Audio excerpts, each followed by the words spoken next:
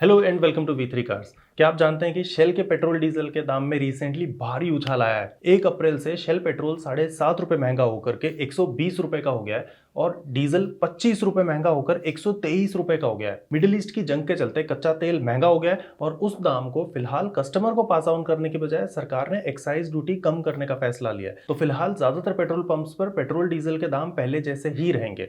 Petrol पर excise duty ₹10 कम हो गई है और इसमें अब सेंट्रल गवर्नमेंट की ₹3 की टैक्स की कमाई हो रही है। डीजल पर भी ₹10 एक्साइज ड्यूटी कम कर दिया है और यहाँ सेंट्रल गवर्नमेंट की कोई कमाई नहीं होगी। सीएनजी के दाम में या इसके टैक्सेस में कोई भी बदलाव नहीं हुआ है। Despite the tensions in the middle east, international markets में नेचुरल गैस के दाम घूम फिर करके वापस वहीं आ गए हैं जहां जंग शुरू होने से पहले थे। खैर, इस वीडियो में हम आपको ये बताएंगे कि ₹500 में कौन से ब्रांड के पेट्रोल पर आपकी गाड़ी सबसे ज्यादा चलेगी, इंडियन ऑयल, जियोबीपी या फिर नायरा। इस टेस्ट के लिए हमने खास पंच सीएनजी को चुना है क्योंकि सिर्फ टाटा की सीएनजी गाड़ियां ही हैं जो पेट्रोल की टंकी खाली होने के बाद भी डायरेक्ट सीएनजी पर स्टार्ट हो सकती हैं। इनफैक्ट अगर गाड़ी में पेट्रोल है तब भी ये सीएनजी पर ही स्टार्ट होती हैं। So we can afford to make the test a little more scientific और हम गाड़ी का पेट्रोल पूरा खत्म होने तक इसको चला सकते हैं। सेकेंडली, आई कैंट से this about other CNG cars, लेकिन इस पंच सीएनजी के टॉप मॉडल में सीएनजी और पेट्रोल के लिए अलग अलग ट्रिप मीटर्स हैं। अगर सीएनजी पर चल रहे हैं तो पेट्रोल का ट्रिप मीटर बिल्कुल भी नहीं चलता और पेट्रोल पर चल रहे हैं तो सीएनजी वाला रुका रहता है। इसलिए पेट्रोल से सीएनजी पर गाड़ी कब शिफ्ट होती है इस बात पर भी ध्यान लगा करके गाड़ी चलाने की कोई जरूरत नहीं है। इसके अलावा हमने तीनों ब्रांड्स के फ्यूल टेस्ट रन्स एक ही दिन में करे हैं so that we can have some consistency in terms of driving style, tyre pressures, vehicle load, road conditions, traffic, weather and the route. Sunday के दिन हमने टेस्ट किया तो ट्रैफिक के फ्लो में भी बहुत सिग्निफिकेंट चेंजेस हमको देखने को नहीं मिले और हर एक टेस्ट रफली 2.5 घंटे में कंप्लीट हो गया। Furthermore, real world driving conditions को सिमुलेट करने के लिए हमने ऐसा टेस्ट राउट चुना जिसमें स्टॉप एंड गो ट्रैफिक भी है, क्रॉलिंग ट्रैफिक भी है, स्मूथ फ्लोइंग ट्रैफिक भी है, गड्ढे और स्पीड ब्रेकर्स भी हैं, छोटा सा पहाड़ी सेक्शन भी है with tight turns and elevation changes और लास्ट में थोड़ा सा हाईवे का सेक्शन भी है। अब दाम जो भी हो, हम पेट्रोल की टंकी खाली करके हर पंप पर 500 का ही फ्यूल भरवाएंगे। चलो अब एक एक करके देखते हैं कि सरकारी कंपनी के पेट्रोल और प्राइवेट कंपनी के पेट्रोल में क्या माइलेज देखने को मिलती है।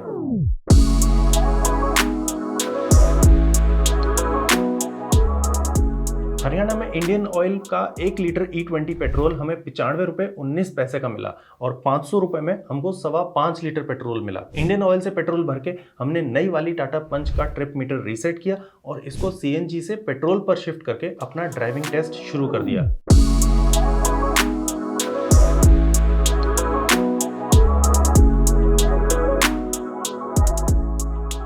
₹66 किलोमीटर और 400 मीटर चलने के बाद गाड़ी अपने आप सीएनजी पर शिफ्ट हो गई। माने इंडियन ऑयल में हमको मिली 12.6 किलोमीटर पर लीटर की माइलेज। इस हिसाब से हमको 1 किलोमीटर चलाने की कॉस्ट आ रही है ₹7.53। इंडियन ऑयल की बेसलाइन सेट करने के बाद अब जियोबीपी को देखते हैं कि वहां क्या हुआ।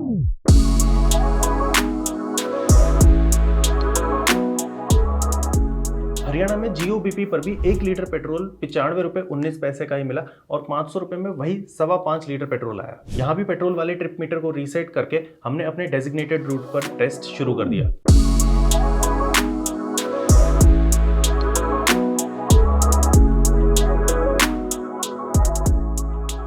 जियो के पेट्रोल पर 69.2 किलोमीटर चलने के बाद गाड़ी सीएनजी पर शिफ्ट हो गई, यानी जियोबीपी में हमको मिली 13.18 किलोमीटर की माइलेज। इस हिसाब से 1 किलोमीटर चलाने की कॉस्ट यहां आ रही है ₹7.23। लास्टली, महंगे वाले नायरा के पेट्रोल की बारी।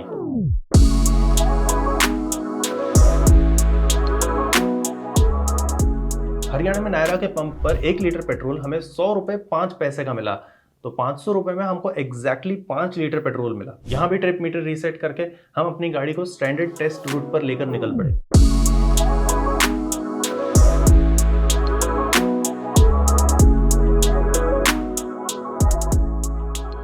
डिस्पाइट 250 ml लेस फ्यूल, यहाँ गाड़ी 67.3 किलोमीटर चली और फिर सीएनजी पर स्विच हुई तो नायरा में हमको 13.46 किलोमीटर पर लीटर की माइलेज मिली। मतलब 1 किलोमीटर चलाने की कॉस्ट आ रही है ₹7.43। चलो अब पूरा किस्सा सम अप कर लेते हैं। सारा तामझाम मिलाकर देखें तो सरकारी पेट्रोल में हमको सबसे कम माइलेज मिली और नायरा में सबसे ज्यादा। इंडियन ऑयल की माइलेज को बेसलाइन मान लें तो नायरा में 6.4% बेटर माइलेज मिली, लेकिन इनका पेट्रोल भी 5 रुपए महंगा है, इसलिए कॉस्ट पर किलोमीटर यहाँ हमको 7 रुपए 43 पैसे की मिली, which is only 10 paisa less than Indian Oil. Jio BP में हमको सबसे बेस्ट ओवरऑल रिजल्ट्स देखने को मिले with a 4.19% better mileage figure. यहाँ कॉस्ट पर किलोमीटर भी सबसे कम मिली, just 7.23 rupees per kilometre, Indian Oil से 30 पैसा कम। अगर आपको पेट्रोल भराना है और आपके एरिया में जियो बीपी का पेट्रोल पंप है तो ये बेस्ट ऑप्शन है। इसमें आपको कॉस्ट पर किलोमीटर और रियल वर्ल्ड माइलेज का बेस्ट बैलेंस मिल रहा है। 3 से 4% का mileage improvement is quite meaningful. लेकिन अगर आपके पास सरकारी पेट्रोल पंप के अलावा नायरा का ऑप्शन है तो उस 5 रुपए की एक्स्ट्रा कॉस्ट से डरने की कोई जरूरत नहीं है। Because of the better mileage, cost per kilometre आपको मोर और लेस सिमिलर ही पड़ने वाली है। अब इसमें कितना माइलेज डिफरेंस एथेनॉल की वजह से है ये कहना मुश्किल है, लेकिन महंगे पेट्रोल पर माइलेज में इंप्रूवमेंट तो देखने को मिल रहा है। जब पेट्रोल में एथेनॉल की मिलावट को 20% पर जबरदस्ती पहुंचा दिया था तब कच्चा तेल अराउंड 6,500 रुपए प्रति बैरल के दाम पर चल रहा था और एथेनॉल अराउंड 9,000 रुपए प्रति बैरल पर। लेकिन अब कच्चा तेल 10,000 रुपए प्रति बैरल चल रहा है। देखो, ethanol is like inflation, a little bit of it is good but a lot of it is a problem. Up to 10% blending is fine. इतने एथेनॉल को कोई 25 साल पुरानी गाड़ी भी हैंडल कर लेगी without any problems. In fact a small quantity of ethanol is even helpful in cleaning the components like valves and the combustion chamber। Problem होना स्टार्ट होती है जब ये 20% या उससे ऊपर चला जाए, खास करके उन गाड़ियों के लिए जो E20 के लिए इंजीनियर्ड नहीं है। I am not against ethanol blending but I am totally against mandating it forcefully without passing on the cost benefits to the consumers. इसको ऑप्शनल रखा जाना चाहिए था। पेट्रोल 95 रुपए पर बेच रहे हैं तो E20 90 रुपए में पैरेलली बेचा जा सकता है। फिर कस्टमर्स खुद चूज कर सकते हैं कि उन्हें E20 चाहिए या E10। इनफैक्ट यही बात मंत्री जी हमको प्रॉमिस करते आए हैं तब से जब इथेनॉल की मिलावट शुरू भी नहीं हुई थी। खैर, हाईवे के मंत्री 10 साल से गाड़ियों के ऊपर इथेनॉल थोपने की बात क्यों कर रहे हैं ये आज तक मुझे समझ में नहीं आया। Petrol ministry of petroleum and natural gas के अंडर आता है तो वो उनका डिसीजन होना चाहिए। गाड़ियां मिनिस्ट्री ऑफ हैवी इंडस्ट्रीज के अंडर आती हैं।